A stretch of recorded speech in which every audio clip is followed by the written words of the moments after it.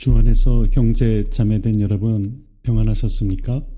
오늘 말씀은 요한일서 1장 1절에서 10절 말씀입니다만 제가 1절에서 3절 말씀만 읽겠습니다. 생명의 말씀에 관해 말씀드리겠습니다. 이 생명의 말씀은 태초부터 계셨으며 우리가 들었고 우리 눈으로 보았고 우리가 자세히 살펴보고 우리가 손으로 만져본 것입니다. 그 생명이 나타나셨습니다. 우리는 이러한 생명을 보았고 여러분에게 증언하며 선포합니다. 그분은 아버지와 함께 계셨으며 우리에게 나타나셨습니다. 우리가 보고 들었던 것을 여러분에게도 선포합니다. 이것은 여러분이 우리와 함께 사귐을 가지도록 하기 위함입니다. 우리의 사귐은 아버지와 그의 아들 예수 그리스도와 함께 가지는 사귐입니다. 오늘 말씀은 그리스도인과 연예인의 차이에 대해서 우리가 은혜를 나누고자 합니다. 지금도 과학자들은 우주의 비밀과 인류의 기원을 밝히기 위해 숫자로 가늠조차 할 수 없는 먼 빛들의 빛을 추적하고 수억 광년 떨어진 빛을 포착했다라든가 수십억 광년의 거리에서 출발한 빛을 발견했다라는 소식들을 흘려보냅니다. 그러나 하루하루 힘겹게 살아가는 사람들에게 이러한 소식이 어떤 희망을 주겠습니까? 그저 한가로운 사람들의 호사스러운 이야기로 여겨질 수도 있을 것입니다. 성경은 태초에라는 창세기 1장의 말씀을 통하여 시간이 처음 시작되는 시점을 통하여 그 이후의 보편적인 시간을 말하고 있지만 요한일서는 태초의 시간 이전보다 영원하고 사람의 생각을 초월하는 곳으로부터 오신 예수님을 기록하고 있습니다. 시간이 큰 것인가? 예수님이 큰 것인가? 그렇게 묻는다면 우리는 시공간을 뛰어넘는 예수님이 크시다는 것을 성경을 통하여 말할 수 있습니다. 시간에 갇혀진 하나님과 예수님이라는 것이 성립이 된다면 성경은 더 이상 하나님의 말씀이 될 수 없다고 생각합니다. 요한일서는 이렇듯 오늘날 과학자들이 먼 곳에서 오는 빛을 보기를 원했고 발견했지만 만져보지 못했던 빛의 실체를 찾았음을 기록하고 있습니다. 누구나 미지의 세계를 가보고 싶어 합니다. 저도 가보고 싶습니다. 그러나 지금의 과학기술로는 불가능합니다. 그런데 생명의 말씀으로 예수님이 2000년 전에 이 땅에 직접 오셔서 그의 제자들이 그분의 몸을 만진 바 되었고 그분의 목소리를 들었고 같이 식사도 했습니다. 그리고 모든 세상 사람들에게 그분 자신이 태초에 하나님의 아들이심을 증거했고 많은 사람들에게 나타내셨습니다. 우리는 이러한 태초의 빛이시고 그 빛보다도 먼저 계신 예수님을 믿고 있기에 세상 사람들은 우리를 그리스도인이라고 부릅니다. 사람은 혼자가 아닙니다. 무엇인가 대상이 있습니다. 그래서 서로 싸우고 의견 대립도 합니다. 요한은 아버지와 함께 하셨던 예수님께서 이 땅에 오신 이유는 우리와 함께 사귐을 가지기 위한 것이라고 했습니다.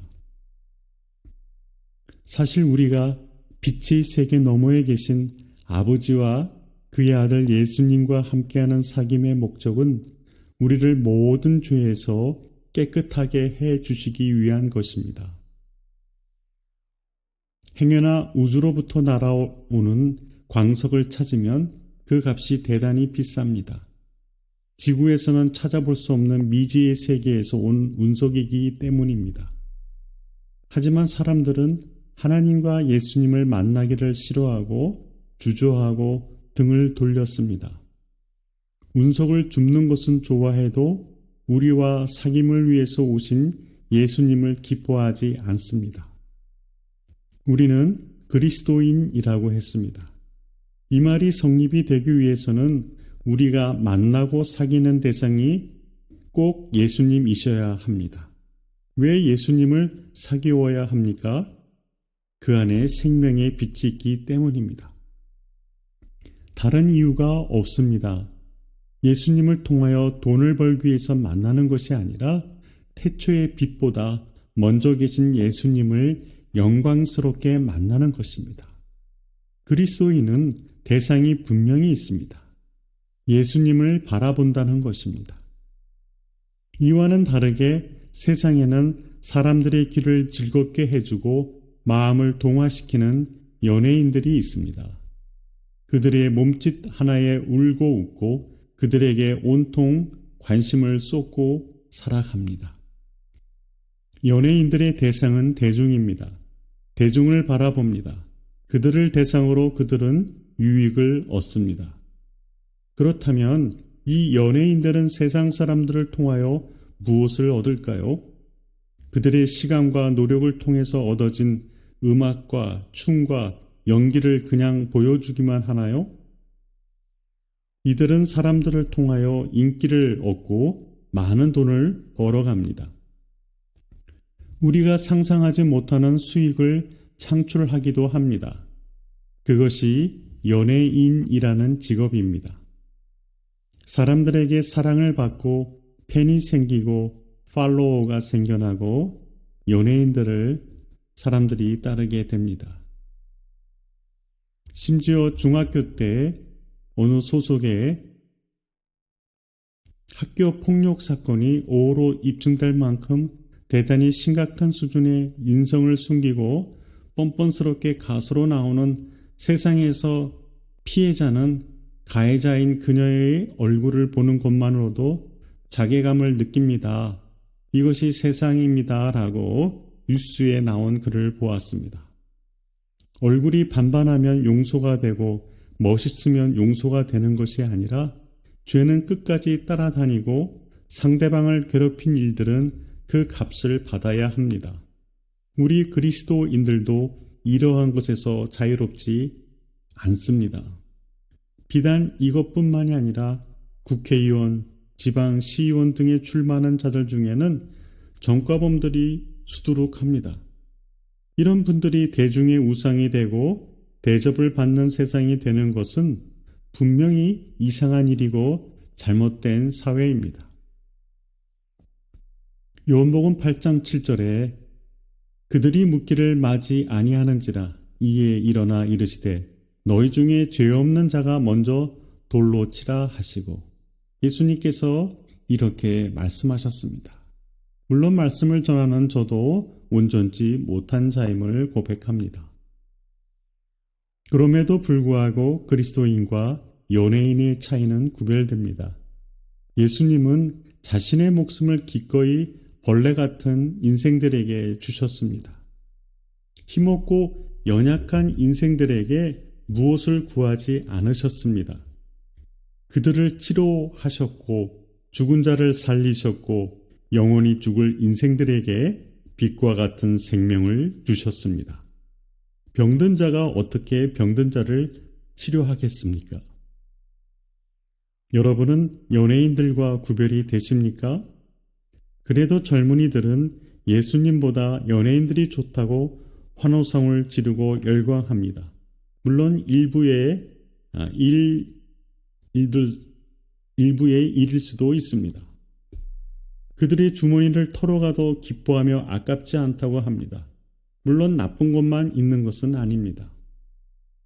그들의 연기력으로 사람을 감동하게 하고 삶을 되돌아보게 하는 좋은 일도 있습니다. 대중들을 열광의 도가니로 몰아갔던 연예인들도 언젠가 그들이 박수 소리와 팬들의 소리가 사라진 무대에 홀로 남겨졌을 때 고독이 찾아오고 공허함 속에서 그들은 인생의 막다른 골목길에 들어선 것을 겨우 알아차릴 것입니다. 이것은 나이든 연예인들이 연예인들 자신이 말했던 것입니다. 그리스도인들은 인생이 화려할 필요도 없고 꾸밀 필요도 없습니다. 다만 깨끗한 모습으로 사람들에게 그리스도의 사랑을 나눠주면 됩니다. 그것이 그리스도인들이 세상의 유명한 연예인들과 구별되는 점이라고 생각합니다.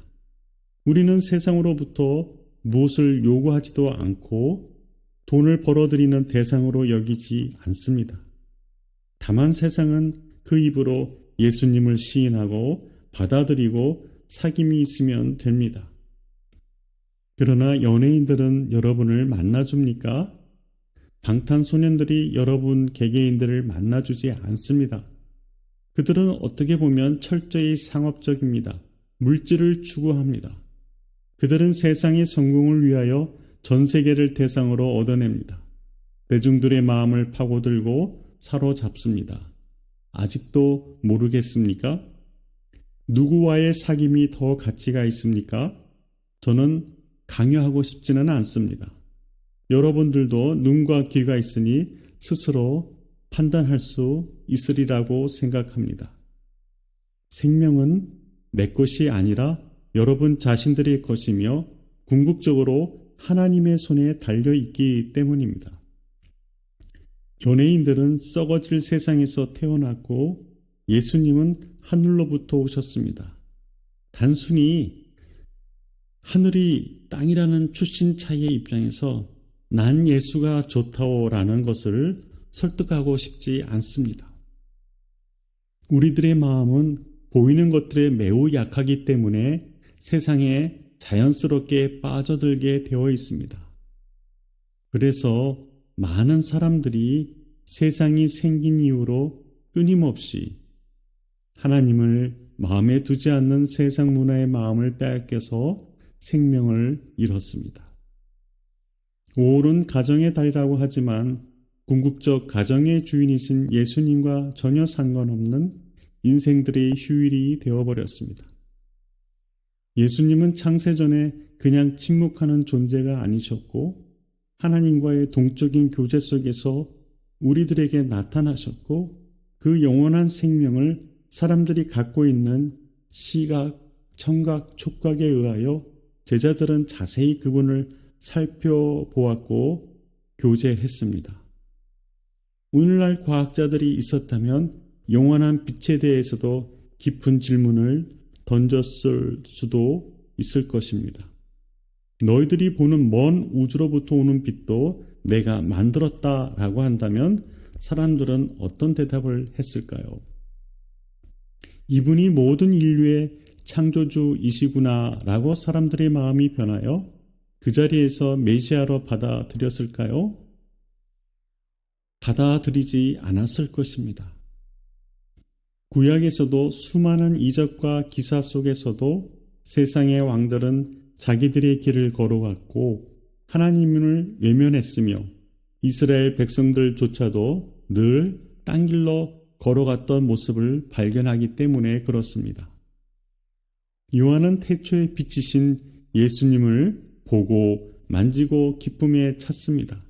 그리고 후세에 이 소식을 전하라고 이 말씀을 기록한 것입니다. 아름다운 여자를 만나고 멋있는 남자를 사귀고 결혼하는 것에만 집착을 하는 것에 보람을 느끼거나 좋은 직장을 만나는 것을 인생의 성공으로만 생각한다면 어쩌면 우리는 썩어질 것들에 환장을 해서 살아가는 인생인지 모르겠습니다. 잠언 24장 21절에 내 아들아 여호와와 왕을 경외하고 반역자로 더불어 사귀지 말라. 성경은 이렇게 곳곳에서 사귐에 대하여 말하고 있고 로마서 15장과 빌레몬서 1장 6절에 성도의 사귐, 고린도후서 13장의 성령의 사귐, 또 잠언 22장 24절에 노를 품는 자나 울분 자와 동행하지 말라. 또 욥기서 34장 8절에 악한 자들과 사귀지 말라라고 기록하고 있습니다. 색은 서로 조화가 될 때 아름답습니다. 그런데 유난히 색에 대해서 민감하지 못하고 옷의 색깔을 잘 맞추지 못하는 사람들이 있습니다. 음식 맛도 똑같습니다. 누가 만드는가에 따라서 그 맛이 달라집니다. 조화롭다는 것은 서로가 잘 맞는다는 뜻입니다. 그런 의미에서 우리가 누구와의 만남과 사귐을 가져야 하겠습니까? 사람입니까? 직장입니까? 돈입니까? 하나님입니까? 라는 여러분 판단의 길목에서 믿음의 사람들조차도 하나님은 후순위로 밀어내고 사람을 택하는 경우를 많이 보게 됩니다. 신앙이 다르면 저는 마음에 든다고 할지라도 아예 결혼의 대상자로 택하지 않았습니다. 이 죽을 고비 같은 언덕을 넘으면 우리에게 더욱더 좋은 곳으로 주시는 하나님께서 계시기 때문에 가능한 것이었습니다. 아름다운 여인에게 마음을 빼앗겨 하나님을 잃어버리는 것보다 하나님을 사랑하면 그보다 더 아름다운 사람을 주시지 않겠습니까? 이것이 저의 생각이었습니다. 멋있는 남자와 그가 가지고 있는 부와 의사라는 직업에 눈이 멀어서 혹시 신앙이 흔들린 적은 없습니까?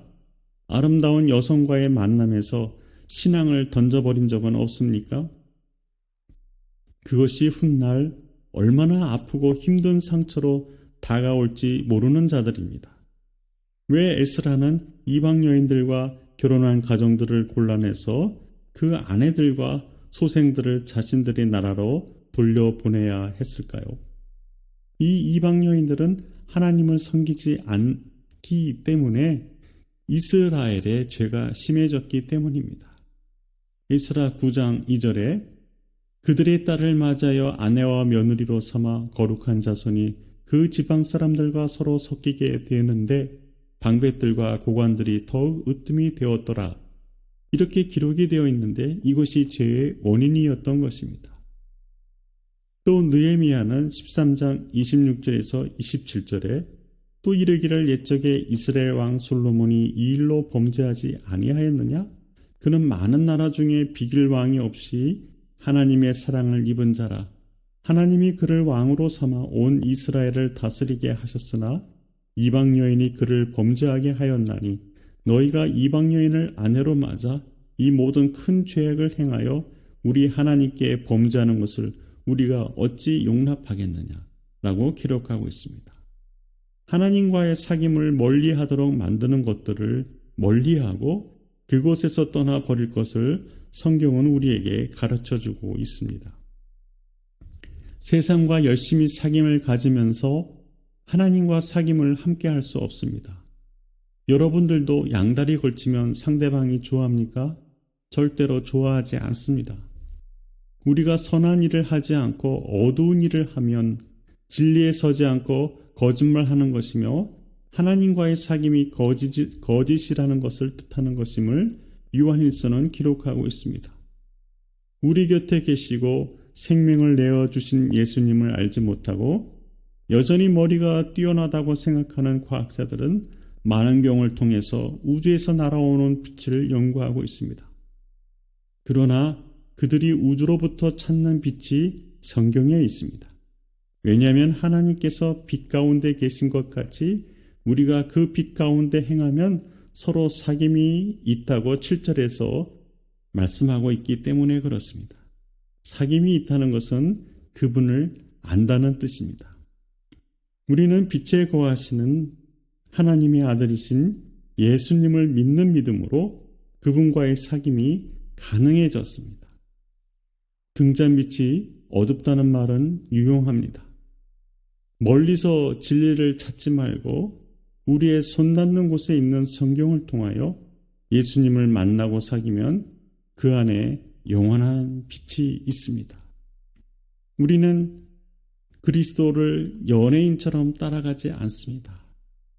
우리는 그리스도를 통하여서 그분께 우리의 목숨을 던질 수도 있는 그 무엇인가가 필요합니다.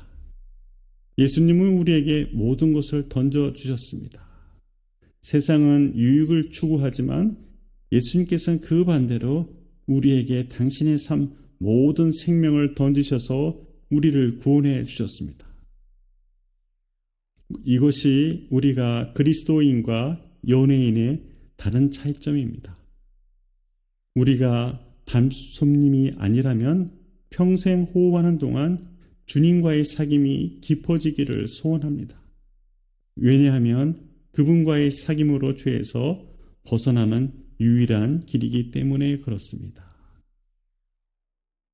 하나님 아버지, 오늘도 우리에게 주신 말씀을 통하여 우리 주 예수 그리스도를 깊이 사랑하게 하여 주시고 우리에게 하나님 뼛속까지 심어진 예수 십자가의 사랑, 하나님 내가 죽는 그 모습이 그려지기를 소원합니다. 나의 삶 속에서 나타나기를 소원하며 예수님의 이름으로 기도합니다. 아멘.